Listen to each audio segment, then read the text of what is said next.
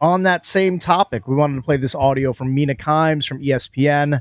This is her on NFL Live yesterday talking about the long-term health of Jayden Daniels. My concern for this is more about Jayden Daniels' career. He has to take less contact. Through the first 2 weeks of the season, he leads all quarterbacks in QB contact, 29, both as a passer, QB hits, and scrambling. And you can say, well, he played two difficult defenses. Packers defense looks amazing. He led all quarterbacks in QB contact last year. He led all quarterbacks in scramble rate last year. It's just not sustainable. And he is a quarterback who can win from the pocket, and he can be a part of that designed run game without it being the bulk of it the way it has been, frankly, through much of the season. So I think there's got to be some tough conversations with Daniels about his style of play with an eye towards his continued longevity, because he is too special to absorb this much contact.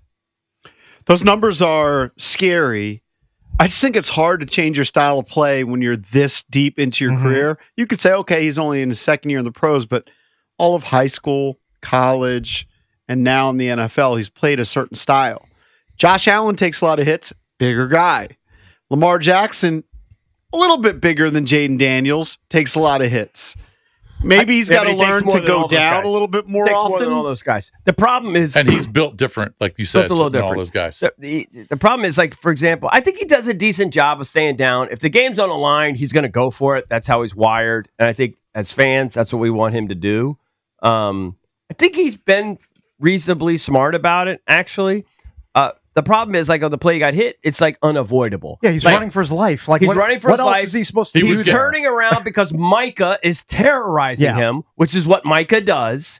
And he doesn't basically see. He's lucky he didn't get decapitated there. He's lucky he turned around when he did. I mean, I understand her side and the numbers she's citing, but quarterbacks, it's just a hazard of the industry. Just look at this past weekend. Justin Fields gets concussed. J.J. McCarthy flees the pocket. He suffers a high ankle sprain. Joe Burrow in the pocket gets, somebody grabbing at his foot, gets him the turf toe. Like, it just happens. Whether you're a running quarterback or not, whether that's your style or not, whether you're more reckless when you're running, these guys just get hurt all the time. And that's his instinct is to get out of the pocket. If he doesn't see, his instinct is to go. To go, and also to look downfield to try to scan for his targets. But if he doesn't find somebody, his instinct is to go. Well, they just have to execute better. See, and this what DQ, I think, was getting. If they execute by the better, way, that's one of the reasons why he's so good, is because he can go. Right. But if they execute better, he doesn't have to do all this stuff. I mean, I do think that you're playing against another defense. I mean, defenses are good. I do think that maybe they could cut down on some of the designed runs, look right up the middle where you're just getting smoked. You still can have designed runs, but some of those are a little dicey. But by and large, I think it is what it is. This is who he is, and this is how he's going to play. That's how I feel. That's does he need to lead the league in all those hits? It would be ideal if he didn't. But I think I think that's an early statistic. I think what they have tried to do and will continue to try to do is to get better help around him. So that's why they drafted Connerly, which surprised a lot of people. If we go back to that first round, we didn't necessarily expect them to draft a tackle in the first round. And they, of course, traded for Tunsil. So I think that that's where they look to take away some of these hits. Yeah. And theoretically, as he gains more experience, he will be getting rid of the ball quicker in some circumstances. That's been my issue with him. He doesn't look like he's ripping it as quickly as he can. Mm-hmm. Sorry, I got a peanut stuck in my throat. Can you play, Valdez, Jay Gruden talking about what he would do with Josh Connerly, who has struggled a little bit? It's clip 21. The right tackle struggling mightily. Connerly's he's not ready. I mean, they need to help him out a lot. I have concerns with the offensive line.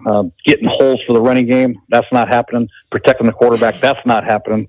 So they got some issues to figure out up front. They got to get gelling together and play a little more physical. Would you consider starting Andrew Wiley over him against Crosby and just giving him a reset?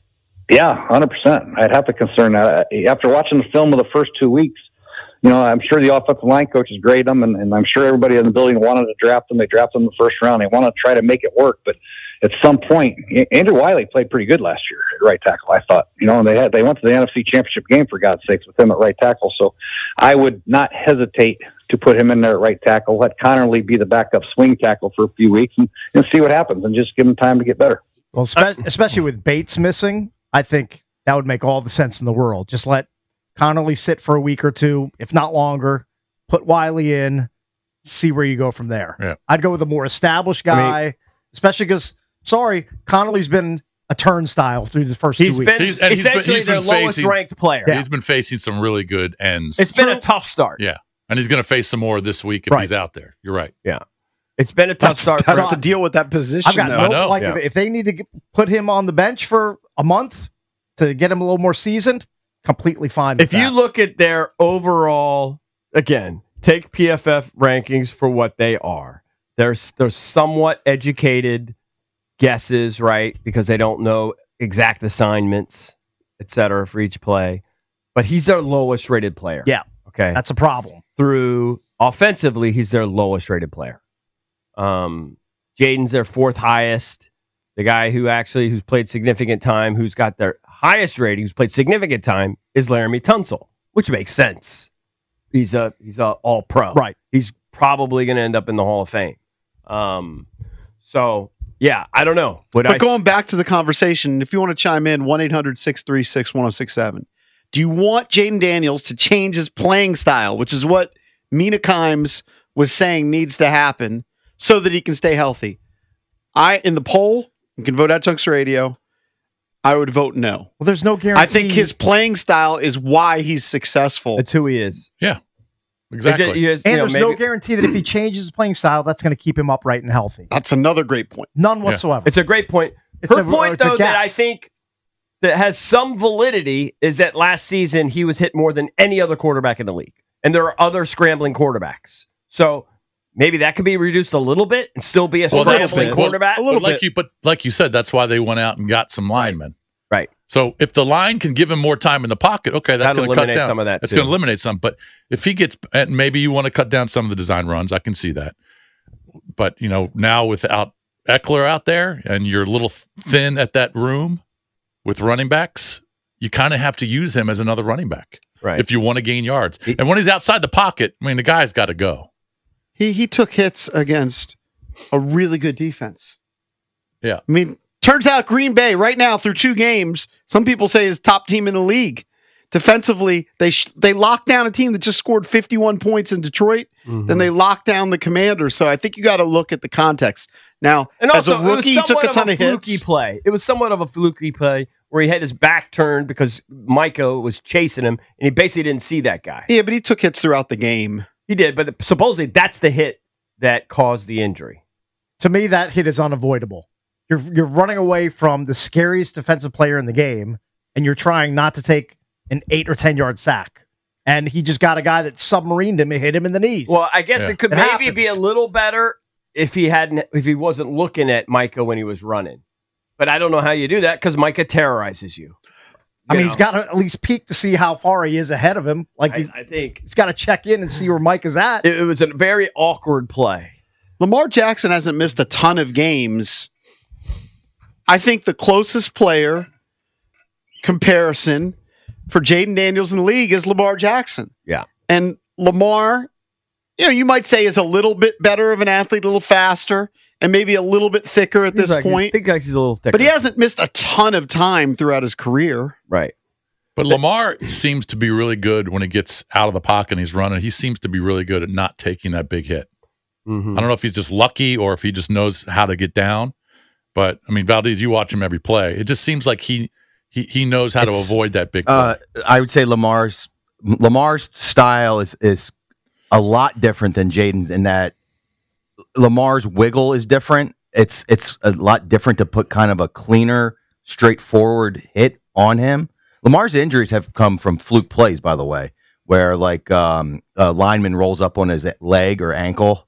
So it's not like the time that he missed isn't because he went out and did a read option and was running and some linebacker crushed him. Mm-hmm. It was some dude falling backwards, stepping on his foot. Remember, and again, he hasn't missed that much. And I did say he's probably a little bit better athletically, which goes to that wiggle. When Jayden was when they were considering who to draft, and everybody was looking at all the tape of everything. one of the things that was said about Jayden is that he takes like spectacular hits. Well, his nickname was somebody coined it Johnny Knoxville.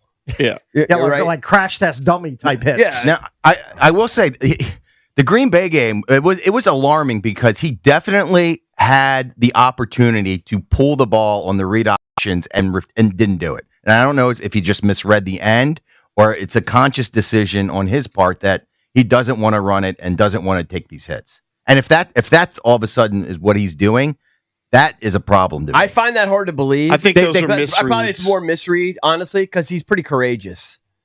But I would hope that it's a misread. But the prime Al Michaels was talking about it. Joe Buck was, Michaels was talking about it, saying, "Wow, he had this whole lane to himself. Why did he not go?" I see that, and I feel like those plays are almost just like auto runs for the RBs. Like I feel like the quarterback should pull it a lot, but they don't.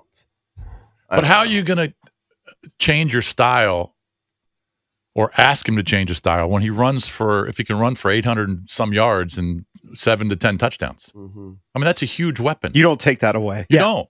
You can't. And I don't think he wants to. It's a huge X factor. He doesn't want to get offense. sacked, of course. No, he needs to get rid of the ball quicker. That's and a that'll big come. thing. I mean, he's He still needs to young. Get rid of the ball quicker. But when he can get to the right side of the pocket and he can still look down the field, if he can still get 10 to 12 to 15 yards, I mean, he can't change that. And they have to protect him better. All right, 800-636-1067 if you want to chime in. Let's go to, let me see here. Let's go to Pete. I got so many mouses, whatever you call them. Pete, what's up, buddy? Hey, how's it going? Hey, man. Hey, Pete. I don't feel he needs to change his style. I mean, well, let me ask you this: we all believe that he's a better pocket passer? He's a better passer than Russell Wilson, correct? We all believe that, right? For the most part. I mean, Russell Wilson in his prime, he's not better than Russell Wilson in his prime. No. Okay, so, because Russell Wilson in his prime was really good. Right, and one of the things that made him really good was that he ran all the time. But he was very good at not taking hits. Yeah. That's what needs to happen. I wouldn't change his style. He just needs to get better at his own style. Russell Wilson is shorter, stockier, he has thicker. a little better build to withstand that stuff. Russell Wilson ran a lot. And not as explosive. He was in that same rookie year as RG3. And one of the things, the major comparisons between the two, is that RG3 got blasted a lot of times. And Russell Wilson managed to find a way to get 5, 10, 15 yards and then get down and not get hit. Mm-hmm. He was very good at that. Jayden can be that good too. He just needs to get better at his style. I wouldn't change his style. That style is who he is. That's why we drafted him. That's who he is. Because he's good. Those legs are a major asset. But if they Like protect him better, he's not going to also expose himself and take off running as much. You protect him better. He wants to pass it. He wants to pass it. Mm-hmm. Protect him. Give him the time. But, yeah. So that means get Connerly out of there if he needs to be out of there. Put Wiley in there for a while. Right. Let Connerly get better. You got Bates gone now. You got to protect him in that way too. Right. But he can also get better at his style as well. He doesn't have to change it. He just needs to get better and smarter at it. Thank you, Pete. Thank you, buddy. Thank you. Third year in the NFL, when Russell Wilson was 26, he ran for 849 yards. Mm-hmm. Yeah, when he was younger, he could run. He could scoot. We'll continue to take your calls next at 800-636-1067. Do you feel like Jayden Daniels needs to alter his playing style to continue his NFL career many, many years into the future? 800-636-1067 is the number. And don't forget, coming up at 9:20, Von Miller from the Commanders joins the show.